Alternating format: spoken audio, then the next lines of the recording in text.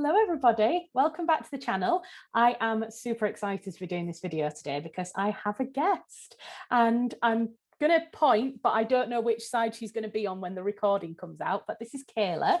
Me and Kayla have been friends now for about four and a half years, something like that. We met in Manchester way back in 2018 when we were both speaking at a conference at the Manchester Metropolitan University. It was a country house conference. I can't remember what it was called now, Reading the Country House. I think it was Reading the Country House, about country house interpretation. Yes, and I presented a paper. I was the only non-academic at the conference that presented a paper on women and women's portraiture and what it means for women to have, very often portraits have unknown women, unknown woman written at the bottom of them as like the title plaque.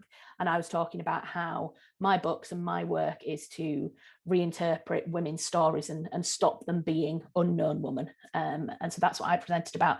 Kayla, you presented about your PhD, didn't you? Yes, I presented. It was my first conference ever, and I presented on kind of country house guidebooks because I'd done a textual analysis on some country house guidebooks. So yeah, it was a really fun conference, and I think we're both creative types, so it was really neat to get to meet you and things. And so yeah, I can't believe it's been that long. I know the time has really flown by. It really has. Can't believe it's 4 years since 2018 already. That's crazy. And yeah, since then we've kind of met up a couple more times and we have long conversations, don't we, about different literary things and Yes. different adaptations and things that are coming out, which is why I've invited Kayla onto this video today because, as you'll know by the title of this video, we're going to be having a conversation about Persuasion, the new Netflix adaptation. So before we get into that, I wondered, Kayla, if you would just introduce yourself kind of formally for the viewers, tell us a little bit about your background, your interest in history, and also let everybody know a little bit more about your podcast, Regency Rumours. Yes. So hi, I'm Kayla Jones. I'm a freelancer as well as a PhD researcher. I'm doing a PhD in Welsh history and kind of focusing on media. And I have a podcast called Regency Rumors that myself and my husband co-host together. It was one of those things that came out of COVID. We were alone over Christmas, just the two of us, and we watched Bridgerton and really enjoyed it and thought this would be a cool thing to be able to discuss together. My husband is a newbie to period dramas, and I absolutely love them and watch as many as I can. And I'm a big Jane Austen fan. And so the podcast Regency Rumors is kind of a way to introduce him to different period dramas. Currently, we go over Bridgerton episodes, so we recap Bridgerton episodes, but eventually we want to branch out and do some more period dramas.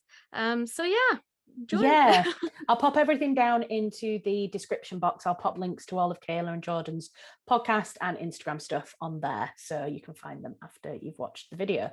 So this one's probably going to be quite long. Obviously, normally my videos are kind of like anywhere from kind of 20 minutes to half an hour, but this one might be a little bit longer. So yeah, I hope you stick around for the whole thing. Listen to me and Kayla talk about everything to do with Netflix Persuasion. And also we're going to have a little bit of a chat about literature and kind of the Regency period, kind of period dramas in general, aren't we? So yeah, we'll get going. So Persuasion is your favorite Austen book, as I understand, Kayla. I think you've told me that before. Yes. Why is it your favorite? Why is it your favorite of all the Austen novels? And Yeah, I just kind of love the concept of pining for a lost love and redemption and kind of holding on to hope, as the book says, when all hope is gone. I really love that aspect of Persuasion and kind of Anne and Wentworth's story. It's kind of a more mature romance than Pride and Prejudice or Emma, say, and it's about two people that have already had a bunch of life experiences. They've made mistakes in their relationship when they were younger, and now they've lived kind of a life apart for these 7 years, and now they're trying to kind of come back together or see if they would work, type thing. And I think that's really relatable even today, where people have lost loves and things. So it's one of those stories that I think some people wish could happen more in real life, where lost loves come back together. So I've always just really loved Persuasion, and particularly the character of Anne Elliot. So Yeah, I think Anne Elliot is probably one of the most relatable of I think Austen's so. I think heroines. so. Yeah. I think it's probably a toss up between her and Fanny Price. Is Annie it Fanny? Price. Yeah. Yeah, Fanny Price from Mansfield Park, because they're both kind of like more of the underdog. And I think while we all Mm, like to think that we are like the main character in our own novel or our own film, I think very often we can relate with that kind of imposter syndrome, feeling a yes. little bit like the underdog in life. And so I think that's probably why I like her, definitely, as a character. And I Yeah. feel like we've talked about this before, haven't we? Like, we're both Mm, more introverted characters, and I think she's obviously much more of an introverted personality than some of the other heroines, isn't she? yeah. Yeah. For sure. Yeah. And you've seen all of the previous adaptations of Persuasion? I've only Yes. seen the Sally Hawkins one from 2007. I've not seen the 1995 one. The Uh, 1995 one is so good. I really like that one. I think they both have a bit of a different take to them. The 2007 is made by Andrew Davies. And so there was kind of a series that came out then with the BBC that had kind of similar feels to all of them that came out. But really the 1995 and the 2007 are pretty consistent versions. They've kind of got a different feel to the two of them, but I thought they were really well casted. I still think Sally Hawkins is one of the best castings for oh an yeah. Austen film ever, to be honest with you. So Yeah, she's an excellent. If you've never watched it, anybody who's watching this video, have never seen that mm, adaptation, you really need to. The only thing about that adaptation that I really didn't like was the kiss at the end, that final it's scene. one of the weirdest. Oh, it's one of the most painful moments in TV. It Oh, takes, I recorded how long it took. It's a very, very intense 26 seconds, if you can believe it, of them kind of staring at each other and slowly getting closer and closer. But she's doing this weird like lip quiver. She's like yes, she's, oh yeah. yes, it's and we all know that that probably would not have happened right there in the open in the Bath Crescent like that. No, It's no. yeah, probably very historically inaccurate. I like to think that probably the reasoning behind a scene like that is Andrew Davies was thinking, I want her to initiate the kiss, basically. That's what I interpret it Mm, as, because she's the one that reaches his lips first. And that is kind of this act of Anne taking charge of her own life and saying, this is the man I want to marry.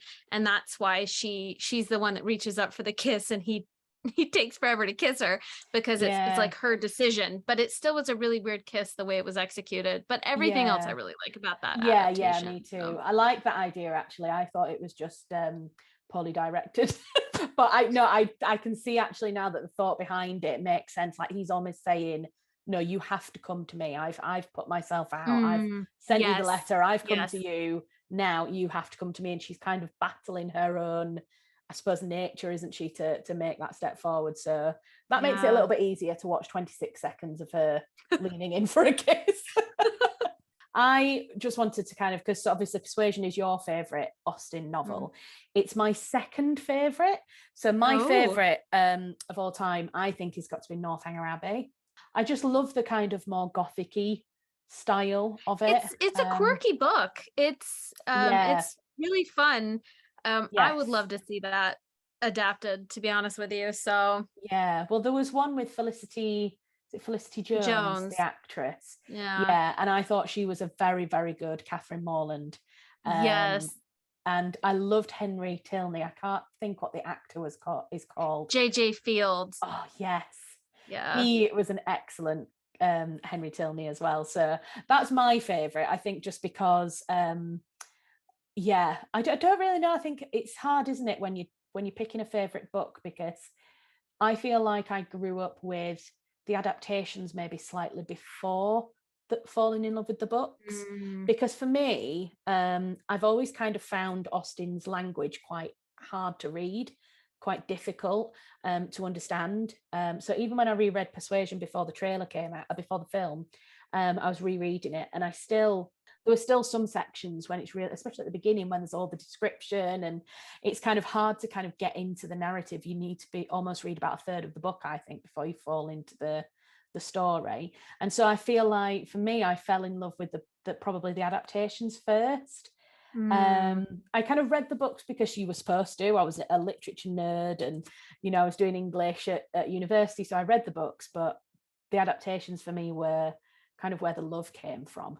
Yeah, I think seeing some of those connections on screen, definitely the same for me. I saw the 2005 Pride and Prejudice, and that's where I got hooked. And after that, I read the different adaptations, but I definitely didn't read them in any sort of order that you would think. I Yeah. watched that, and then I read Emma. And then I think it was Sense and Sensibility. And so I didn't read them and normally people start with Pride and Prejudice because it's the most common one that people read in school. So yeah, I think the adaptations can kind of bring these connections of these characters to life, and especially when sometimes it feels like Austen's writing may not be accessible sometimes when you're younger, or you're not used to historical fiction. My husband just read Persuasion. It's his first Austen that he's ever read, and I was like, will you please read it? It's Because a good one to this choose movie for his is first one. for Yeah. this movie to come out. And so he read it, and he was saying the same thing that you said, that the very beginning of it was so kind of hard to get into, because it was kind of, this person was married to this person, and then this person was married to this person, and it doesn't get into actually the action of the story for a good bit. And so the language can be a bit to wrap your head around at first, but then it flows a bit. But I think Persuasion is a small enough novel that it's a great one to get into for the first, for your first exposure of it, because I think by the time I'd read all of them, I was used to her language and what she, how she wrote. But it's can be difficult to get into if you've never read that kind of thing before. So what do you think makes period dramas so popular? Why do you think people love them as much as they do? I think that there's this sense of escapism in these types of novels. These writers are so talented at bringing interesting characters together, and plots and landscape sceneries, that we kind of have this nostalgic feeling for the past, and it's like, oh, this is probably what it was like back then. And the reality is that we know it wasn't like that, like it would be in a period drama, but it that nostalgia is I think so captivating, that for an hour or two, or in the case of like the 1995 Pride and Prejudice, what is it, 5 hours, you can kind of escape into this world of this romance. And so I think that it's down to the original writing gets us into it. I think, like you say, being able to see beautiful gowns and balls and things, we don't do balls anymore. No. And that kind of thing. I think that's kind of quite attractive to people as a way to kind of think of like, that's how we used to be, and seeing it again. And like you said, that nostalgia is huge. We should probably move on to talking about Netflix and the adaptation itself. So I'm just going to do a very quick roundup, just in case for whatever reason somebody might not have seen the Netflix or doesn't know what we're talking about. We are here to talk about the Netflix adaptation. So it was released on the 15th of July this year, and it stars Dakota Johnson as Anne Elliot and Cosmo Jarvis as Captain Wentworth. And it was directed by Carrie Cracknell, and it's a very loose adaptation of the Jane Austen novel of the same name, being Persuasion. So if you have got this far and you're watching this video and you have not yet seen Netflix's Persuasion, there will be spoilers. We're going to discuss the whole film, and we're probably going to spend quite a lot of time discussing the end of the film.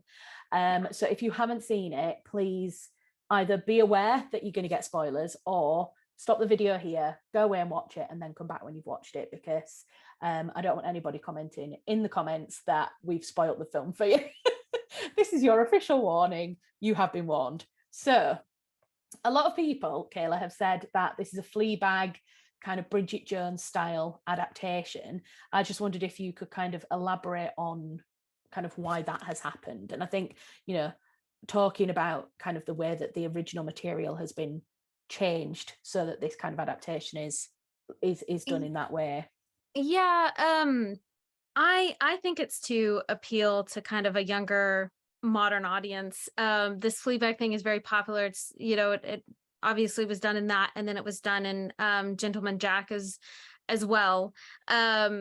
But I feel like with a character that's going to break the fourth wall like that and talk to the audience so much, it almost has to be a self-deprecating character that can be a bit sarcastic, that can talk to an audience like, did you just see that? And oh, my life is a mess type thing. Because otherwise it would just turn into straight narration, I think. So in this case, I think it changed the character a bit of Anne Elliot. But it works if it's done right. I just don't know that it needed to be done in a period drama. But I think that this particular period drama, I think it worked really well in Gentleman Jack, to be honest with you. Yes.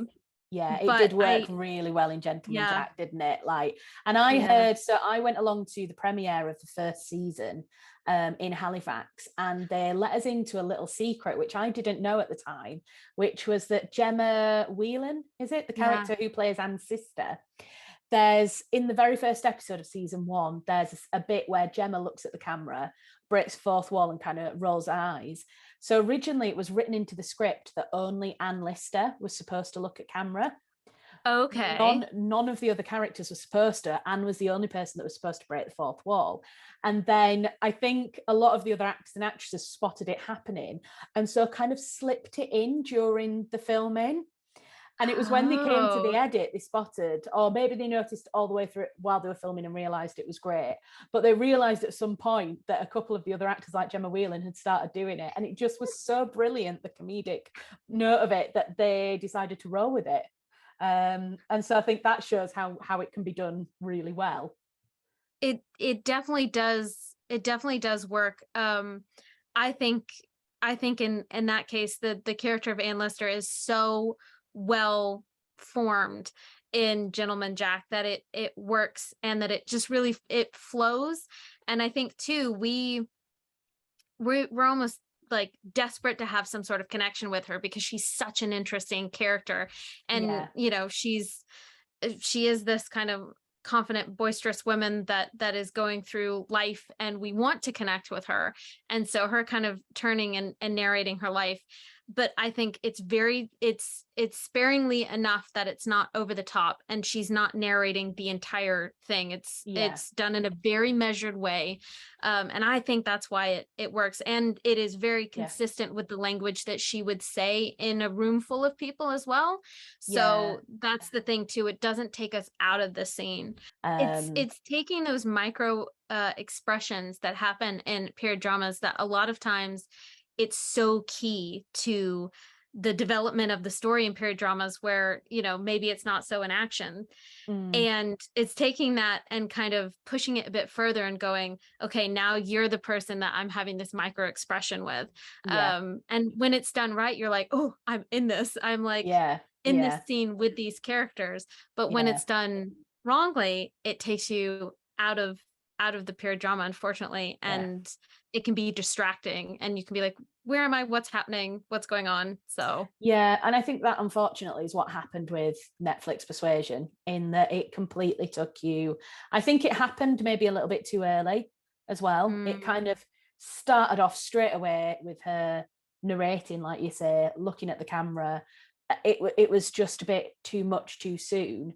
And for me, like you say, you know, that kind of adding the comedy aspect in to it, as well as the fourth wall narration. Like, for me, I feel like they could have still done the breaking of the fourth wall if you had been Anne's secret confidant, almost like her imaginary friend that she spoke to and kind of confided in, and it was done in a very gentle way.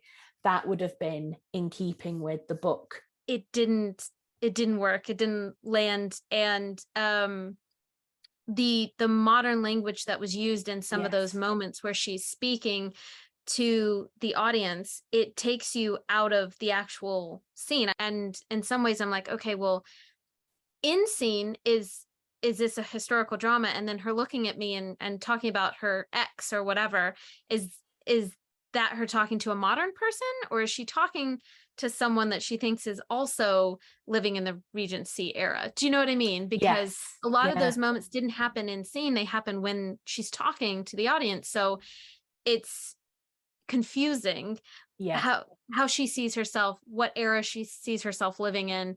And I think it breaks from the flow of what's happening in the plot. So Yeah, I think if they were going to do like modern touches, they almost needed to take it another step further, like really push it a lot more than what they did, because it almost felt like everything was kept Regency, but then there were these odd drops of like, tell us the goss and we're exes and he made me a playlist, and that just that letter that came with just a frowny face on it. I went, is this supposed to be funny? Am I supposed to laugh? Because I don't think it's funny. It's just really random. yeah, And because we haven't established that some of these characters are even comedic in some ways, her getting a letter with a sad face on it when the character hasn't even been really that funny before, I'm like, I'm so confused why we're supposed to laugh at this. So yeah, it feels like it's one of these things where they're like, let's be quirky for quirky's sake and try and be funny for funny's sake. And if it doesn't work, then it's not going to be funny. And I could forgive the changing of kind of this story to be this more comedic, quirky adaptation if it was actually funny. But I yeah. found most of it, the jokes didn't land or didn't really even develop. So And I think a lot of them, for me, felt a little bit like slapstick. Like the two standout yes. examples were her falling over a tree root. I mean, I knew that was coming before it even came. I was like, she's going to fall over the tree now. And then when she didn't, I was like, oh, I'm pleasantly surprised. And then just as I was thinking that, she fell over the tree root.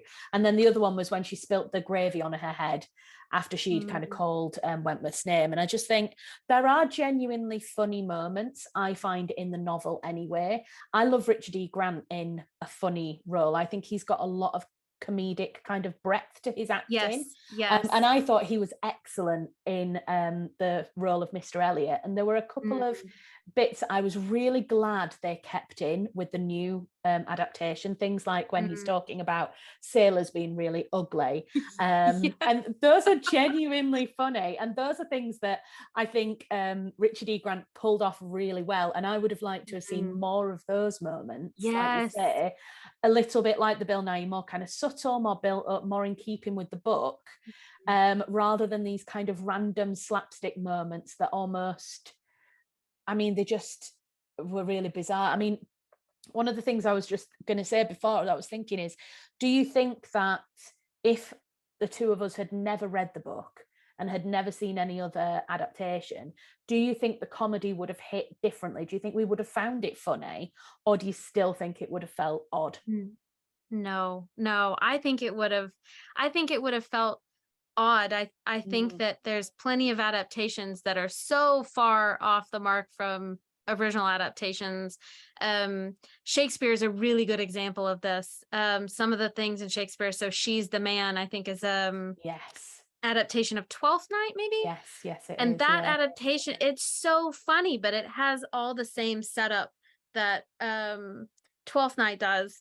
And I Yeah, think it hits the nail on the head of kind of the vibe of what Shakespeare was trying to do, and then just moved it to the modern age. Clueless is another great yeah, example. Clueless is an adaptation of Emma. And to me, a great adaptation is, can I pick up all these core characters, the core themes, and the plot line, and put them in other situations, and it still ring true, and I still be able to see Austen in it, and the characters and their motivations and all those different things. yeah. Unfortunately, this one just, it didn't. So Yeah, it's a bit of an odd one, isn't it? I wonder if like, was this kind of Fleabag Bridget Jones comedy decision done to try and make it more relatable to a younger audience. Absolutely. I think And so. does that, my worry with that is that it kind of slightly condescends viewers. It's almost like, you won't understand it if we do a straight up adaptation, so we Yes. need to add in the slapstick, we need to add in the YOLOs in the language, and I just don't think that's very fair. Absolutely. That's I agree with that 100%. I think that in some ways, I know a lot of people enjoyed it, so I don't want to be horrible about it, but in a lot of ways I feel as if it's a tiny bit insulting to Austen fans, because what it says to me is, we don't think there's enough of you out there, so we're not going to make this adaptation for you and then hope that new viewers come in. They're like, we could turn this character into a completely different person because we don't really care about the main fan base because they're probably not big enough. That's what it came across to me as.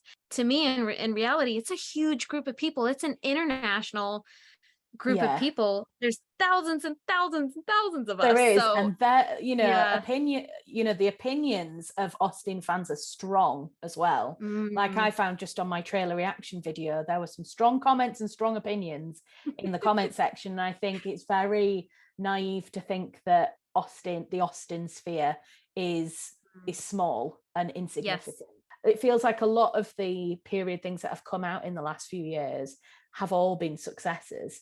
And so it's that thing of, I wonder if they thought, well, we kind of can't fail. So Yeah, I've not thought of it that way, but I possibly, you might be right there, because yeah, like I was saying, kind of, we're just giving them something and they should be happy with something.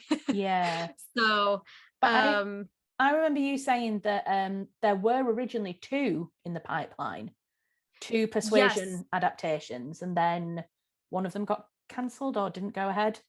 Yes, there was a more serious version that was being planned, a big production one with Sarah Snook. I think they dropped it because they were like, well, why would we bring out two competing films of the same exact thing? And I was excited. I was like, two adaptations, amazing. And I remember, Yeah. some of the period drama groups I'm in being excited about two of them. So I think Both. people would have watched both. Absolutely. Yeah, I think there was So definitely space for both of them. Absolutely. We've had other examples, haven't we? The Fire Festival, there were two documentaries that came out about that. There was the yeah. Netflix one, and then Hulu, I think, did one as well.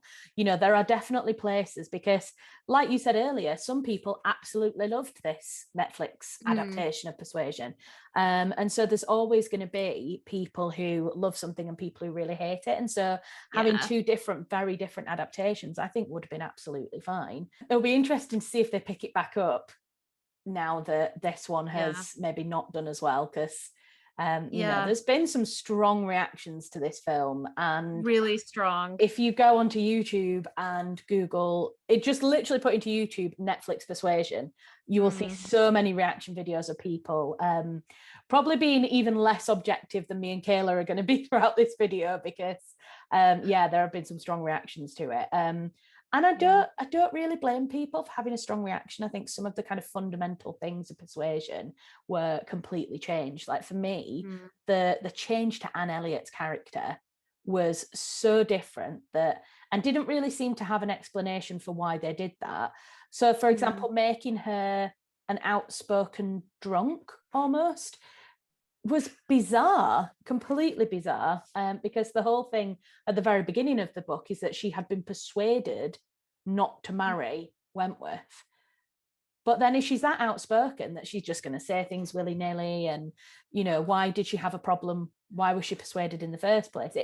It didn't make sense. Yes. They changed her. I've not thought of that. Yes. What was the point of her being a bit impressionable when she was younger, if that's not who she really is as a person, and she does her own thing and she's independent and outspoken and gutsy and all those things? I hadn't thought about that. And maybe it's a case of that they're arguing that developed from when she was 19 or whatever to now being an older adult, but we're not told that she's had any sort of transformation like that. So we don't see that, Yeah. or don't think that's a thing, because we've not been told that. So, Mm. and they've not really showed that in the plot in any way, in her background in any way. So Yeah, yeah. And it is completely different to her in the book, isn't it? And, yes. it does feels like it's a bit unfair. And it also sets things up really weirdly for the rest of the film, doesn't it? Like the fact that she is outspoken means that those kind of long lingering looks that you get between the characters of her and Wentworth just they almost can't happen because she has this word vomit and just says everything she thinks. So therefore, how Yes. can she have these unspoken moments with him?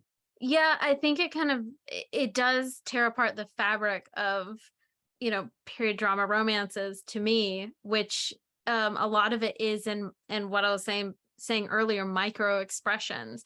It's in being confused whether or not somebody cares about you based on a look that they gave you. And with something like this, it was their relationship was so out in the open.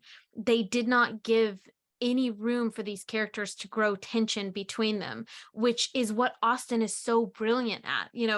It in a lot of ways, Pride and Prejudice is this um blueprint for the enemies to lovers trope. It's one of the original stories that does that sort of thing. And because of that, there's this setup between, Darcy and Elizabeth, tension all the way through. And she knew how to build that tension between Yeah. characters. And so in Persuasion, there is supposed to be that sort of thing of like, how does he feel about me? And I can't tell, you know, what he feels about me from the past compared to now. And then there was another woman involved that, possibly he cared about this person. But because their relationship was so out in the open and they had so many of these talks, there was no tension to me. I think Yeah. these characters had no tension whatsoever. There was no buildup at all. Yeah. And I think you said really well before, and we've talked about this before, that Cosmo Jarvis, the Wentworth Mm, character, had a lot of kind of attraction and tension with yes. Anne, but actually Yeah. Dakota Johnson seemed to have none with him. Um, you know, yeah. And you said before that when Mr. Elliot came in, because she was so outspoken, she almost seemed more suited to him than she did Wentworth. Well, and there's nothing wrong with having outspoken characters, but when you Yeah, change her character so much to this, and then you bring in a character like Mr. Elliot, it's exciting to watch the two of them spar back and forth between each other. And in any other kind of period drama where you see characters who are in the enemies to lover plot line, that is a part of that makeup between those two characters, where they're snappy at each other, and where they're able to kind of joke back and forth, and they get each other's jokes, but they don't know that they're in love yet. And yeah, in something like this, they're trying to say, well, this isn't the person for her. It's this quiet person that she just keeps having these emotional fights with on beaches, you know? So it seems like to me that yeah, she in the long run, if you were to ask me what do these characters look like 10 years from now, she would be happier with the guy that she can actually joke around with and spar with, rather than the guy that it sounds like when they're having these emotional chats on the beach, that maybe they could have had a toxic relationship when they were younger because of the way they set up these scenes. yeah, And so it doesn't look like the two of them have this happy relationship, or had a happy one. It was all kind of murky with, their feelings and emotions when they were yeah, young. And so who are they now that they're adults? yeah. um And and so again, yeah, I just feel like yeah, they would have had she and Mr. Elliot would have had more fun as a couple, and so therefore I think they've got more chemistry than her and, yeah, and Wentworth. So it's odd, it's yeah. really odd. And it could have been a really cool way to like change to play with the adaptation, to play with the narrative.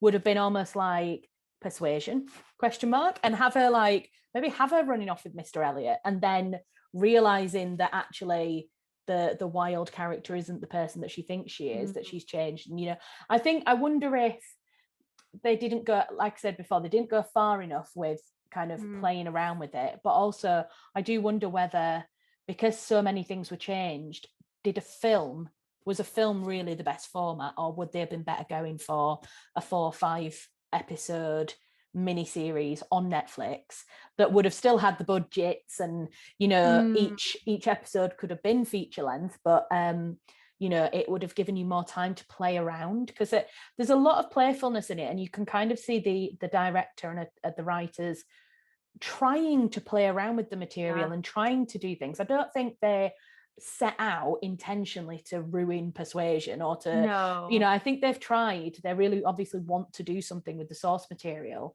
but either budget or time or the format has kind of hindered them, really, hasn't it? And I think they changed so much of the action, didn't they? We talked about Anne and Wentworth having a lot of very open conversations. Like that conversation on the beach that happened, I was watching it, and it's only like just over halfway through the film, and I was like, oh, okay, so is this the end of the film?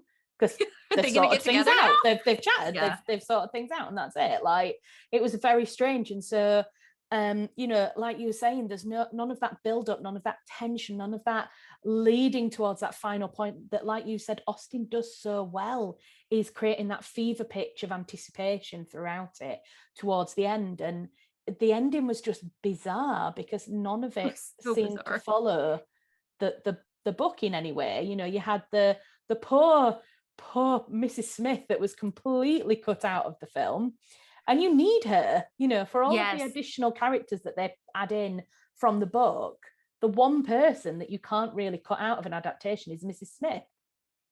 She's central to the plot and to revealing all this about Mr. Elliot. So yeah, I felt like the ending was so rushed, and I think that letter is one of the most famous letters ever written in fiction. Yes.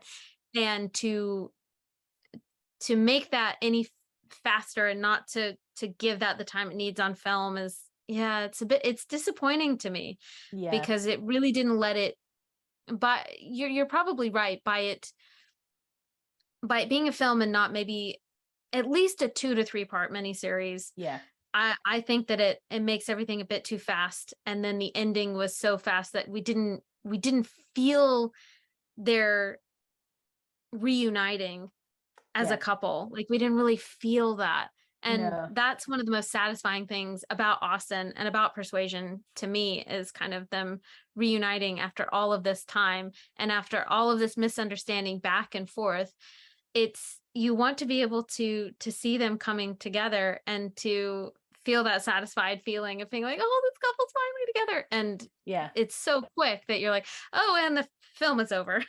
Yeah, I mean, everything about that kind of last scene was so rushed, like you say. The whole dealing with the Mr. Elliot character, the fact that he just came out and was very clear about what his intentions were, so that, and she said, oh, well, he came out, didn't he, and said, oh, well, I'm looking at your father because I don't want him to have another baby and displace me as the heir. And she was like, well, I have to credit your honesty. Whereas in the book, that is it, that makes him the villain of the story almost. Right. And and then at the end, when she's running to him with the letter, and we know that he ends up with Mrs. Clay, but the way that's tracked, with him just kissing her in the street and being like, I wish you well, and it was just bizarre, wasn't it? Like you say, it was almost like they'd started the film and they got like 3/4 of the way through and then realized, oh God, we've only got like 20 minutes left. We best wrap this up, very quickly. Yeah. I mean, we've started to talk about things that we don't like, and I think there is a lot to critique in the film, and we could talk quite a lot about it, but I think there were things that both of us really loved about this as well. For me, I really loved the scenery, all the sweeping views on the beach, the forest when she was walking through with the bluebells, and the music. The soundtrack is absolutely sublime. I really, really love it. What were kind of things that you liked about it? I loved the actress that played Anne's sister, Mary. Yes. I had always envisioned from the book that Mary was, because she's the youngest sister, right? So yes. I'd always imagined her being kind of youthful and whiny. And in the other adaptations, the other Persuasion adaptations, they're always kind of matronly and older, kind of homely women that lie around on the couch and they don't want to be touched. And I'd always envisioned from the book that this character would be a young character that was just a bit whiny, you know? And I Yeah. think this actress, Mia McKenna Bruce, she does this great job of bringing together this kind of like young, whiny character that's like, oh, I don't know where my kids are. Should I know Yeah. where they are? You know, and I think that was a really funny bit. Yeah. Because I think that was taking a bit of a jab at some of there's a lot of period dramas where especially people who are of the higher echelons who have kids and then you never see these children.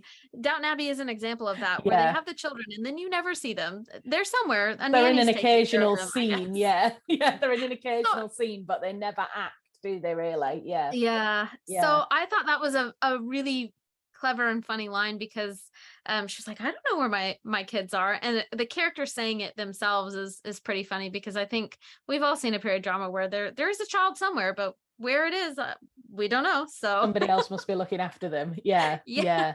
No, I think her character was absolutely excellent as well. I think they did very well with the casting. I think everyone was cast very well Mhm. in the roles that they're in. Was there anything else that you really liked about it that you can think of, or Oh, I liked that they put kind of the titles of the different places. When they went to the yes, different halls, they put titles, and I thought that was so well done. I was like, there's more period dramas that I would like them to do that at. They do that in The Last Kingdom, which is a completely different period yeah, drama, but they do that really well. I don't know if you've seen that, but every time that they kind of go to a new base, they will put down at the bottom, like, this is where this location is type thing.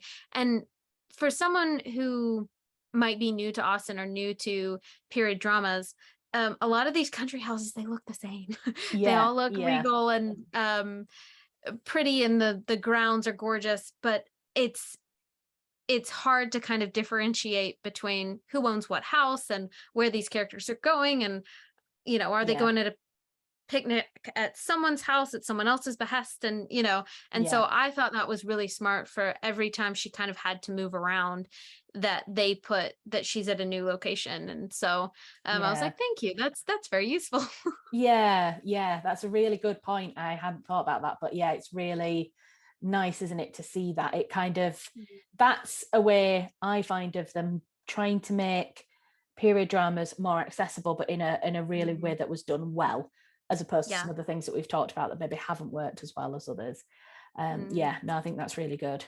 Um, so let's have a chat about diversity in this adaptation Yeah. and across recent period dramas, because I think we're both on the same page in that we both think it's really great to see actors of colour no longer being excluded from this Mm. area of film and television.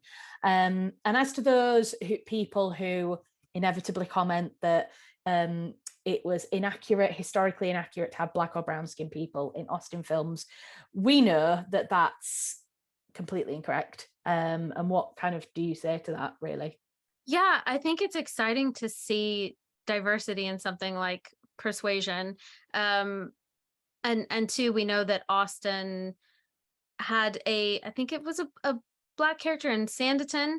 Um, Yes. I would have loved to have seen what she planned on doing with that character. It was really fun to Yeah. see where they took that character in the TV series, which I don't think would have been much like the book, but it was really cool to see what they did with that character and how the other characters interacted with her anyways. Yeah. And so it's exciting to see stuff like this, and like Sanditon and like Bridgerton have so much diversity. I feel Yeah. like Bridgerton has really opened that door for Yeah. Regency periods in particular. I know other period dramas have had diversity, like the newest David Copperfield had a lot of diversity in it, and that was a really cool adaptation. But with Regency, that's kind of been slow for them to take on diversity. So it was really nice to see that in something like Bridgerton, and it allows for these really strong theatrical roles. So with Lady Danbury in Bridgerton, Adjoa Andoh, I hope I'm saying her name right.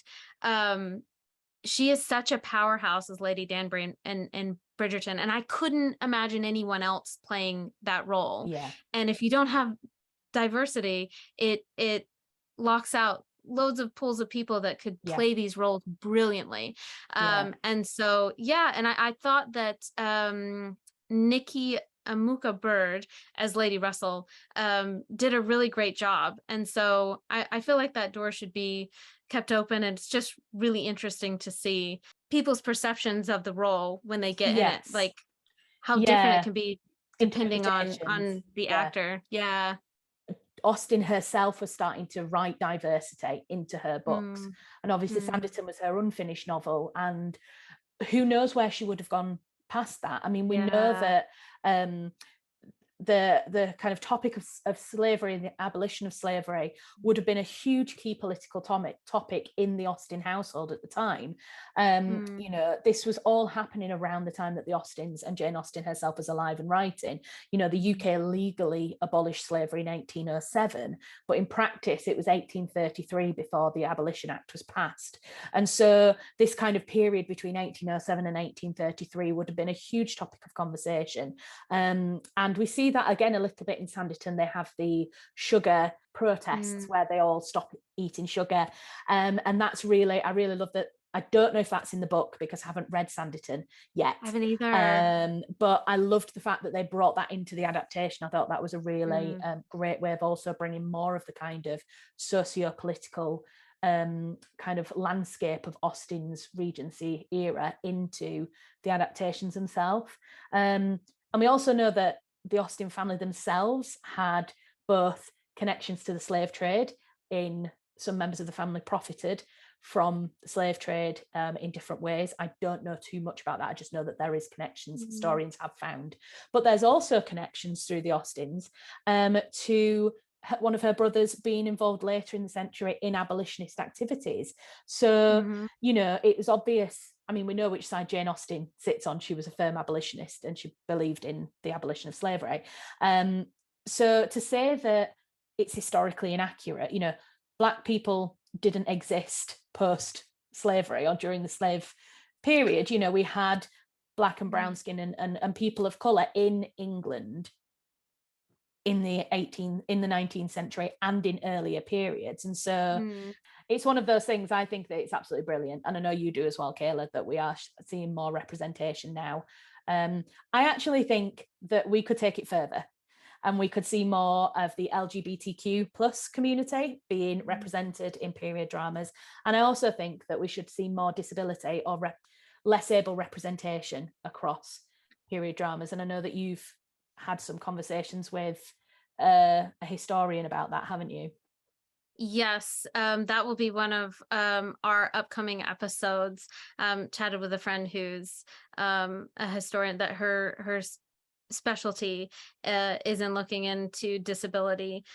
I think hers is specifically in the Victorian era, but we know that there's people that have had disabilities, you know, since humans existed. So showing those people in society is really important because they've always been there. So yeah, I think we both champion more diversity in lots of different areas across period dramas, and hopefully those will come in the future. Okay, so we're near the end now. We have talked for quite a long time, and I hope that everybody's still here watching. I hope you've enjoyed the conversation. We're going to finish it off with a few quick fire questions, which we have had a little bit of a think about in advance, just so that we could fully kind of answer the questions. So, Kayla, what would you score this adaptation out of 10? 2 out of 10. I feel terrible, but I feel like I'm not an Austen purist. I think that there is room for different types of adaptations and for directors and actors to take Austen and make it their own. However, there's a reason why something is a source material and why people are still reading it hundreds of years later. And so to me, paying homage is really important, even if you're going to make something be a completely different genre, basically. So to me, I would have rated it higher, even though I was a bit grumpy about the comedy aspect and the fourth wall. I would have rated it higher had the jokes and the comedy actually landed. But since it didn't, it's a 2 out of 10. Yeah. Fair enough. I think I'm gonna give it a 3 out of 10. All of the reasons that you have said, absolutely, completely valid. I can't give it any more because, like you said, that the comedy was just, a lot of the comedy was just slapstick, and I don't think that it was needed. The fact that they got rid of Mrs. Smith and the whole way they treat the ending. I'm going to give it that extra point though, just because it's given us some really great material to talk about on YouTube.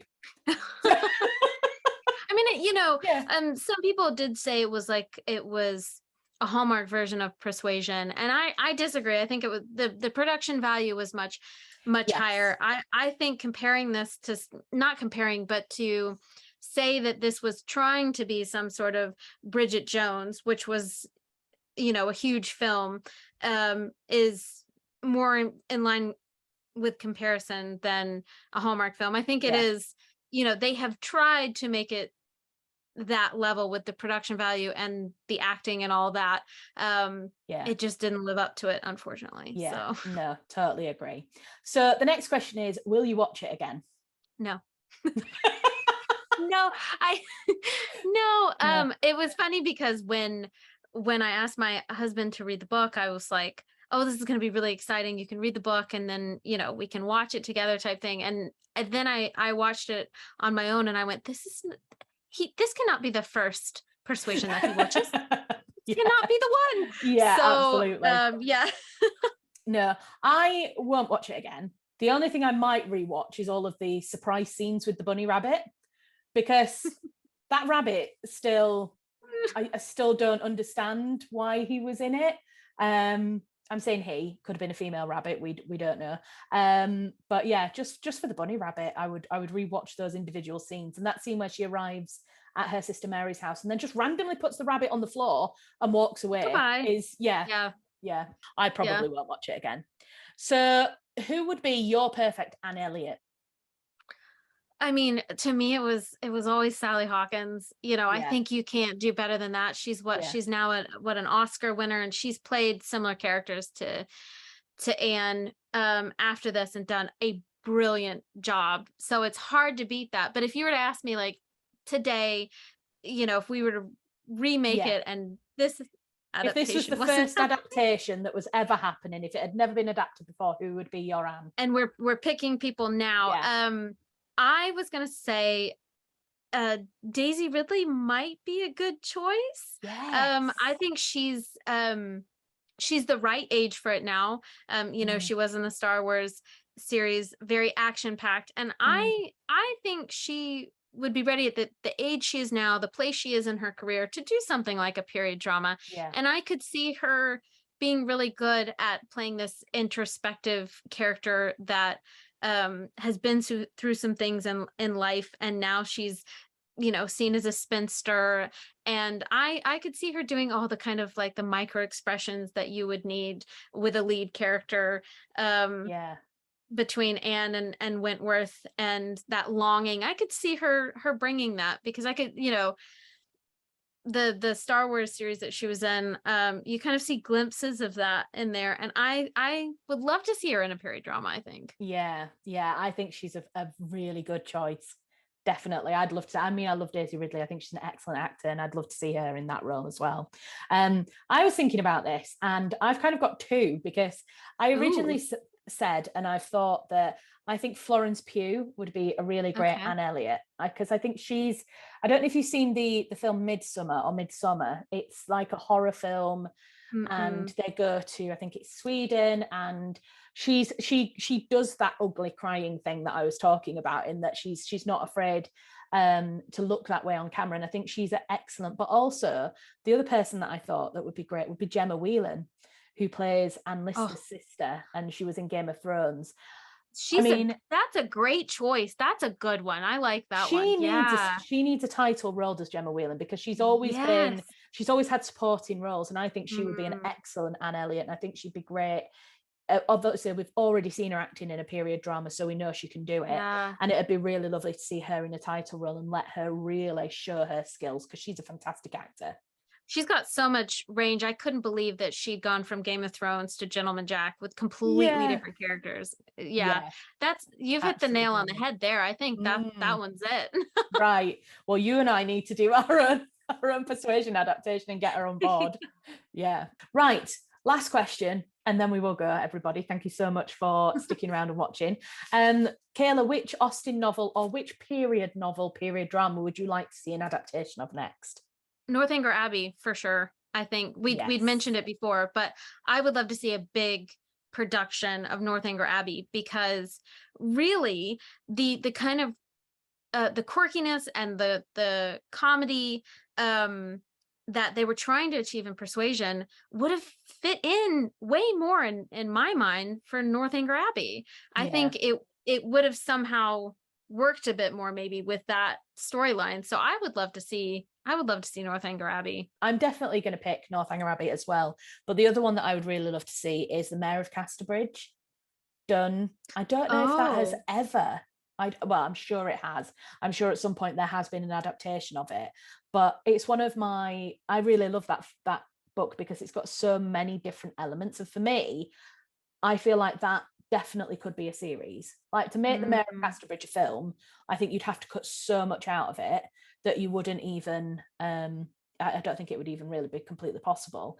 But as mm, a series, especially because Thomas Hardy wrote and published it episodically in mm. periodicals, and I think he actually got some criticism at the time for like trying to include too many subplots because he was releasing it episodically. Something had to happen in every single thing, and so there were lots of different subplots. But for TV shows and for like a TV adaptation, having many subplots I think works really well because it gives you a real breadth of kind of things that are going on. And yeah, that would I be mean, that would I be think mine. that's why Downton Abbey went off like it did, because there was so many different weaving storylines. So Yes. Fab. Well, you heard it here. If anybody wants to fund me and Kayla to make the next movie adaptation or TV adaptation of a period novel, let us know. hey, we can write it, Yes. we don't have the money to produce it, but we We could can, write it here. we, We're here. yeah, yes. Let's write it and approach Netflix. Ask for it, just a measly kind of 100 million budget, and then we'll put it together. I mean, that's all we need, That's all we need. Yeah, we're not asking for much. Oh, could you imagine? We Oh, shouldn't joke. I mean, that's just the dream, isn't it, really, to be able to do something like that? Well, Julian Fellows started somewhere, and look at him. He went on to do, hey, Downton Abbey. So watch out, yeah, world. Charlotte Furness and Kayla here Jones are we coming. come. Yeah, absolutely. Right. Well, that's the end of the video. Thank you so much, Kayla, for coming on my channel and for doing this Thank you for video. inviting me. It's been really fun to chat period dramas. I could do this Definitely. with you all day. Yeah, So me too. Me too. I feel like we've done very well at kind of reining ourselves in, probably to the viewers it's going to be a really, really long video, but to us it's probably quite a short section of what we could talk about yes, I could on have this gone on topic. and Yeah, me too. And we probably will. We'll probably keep discussing this even after this video is done. But on. yes, thank you very much for coming on, and thank you everybody for watching. If you want to find Kayla, like I say, I'll put all the links to her stuff down in the description box. Definitely go and check out Regency Rumours because that's excellent.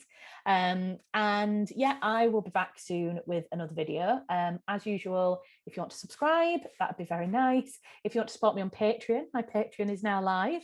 And so you can click the link down in the description again and go through and support me on Patreon. There is some bonus content on there already. So if you join up, you'll see some bonus content to start with, and then you get lots of other lovely added extras as well. So yeah, thank you very much for watching. And yeah, I'll see you in the next one. Bye.